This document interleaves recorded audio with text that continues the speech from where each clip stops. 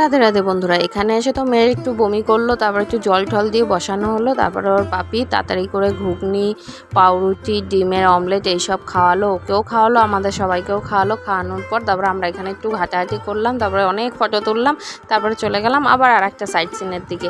এবার এখানে চলে এসেছি, এটাই লাস্ট, এখানটা দেখেই তারপরে আমরা আবার হোটেলে রওনা দেবো।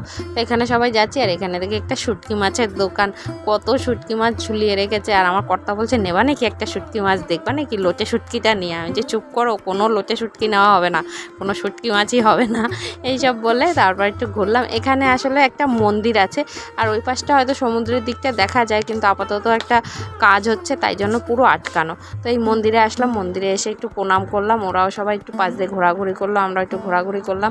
তারপর পাশে একটা অনেক পুরনো ভাঙা বাড়ি আছে, সেটাও একটু দূর থেকে দেখলাম।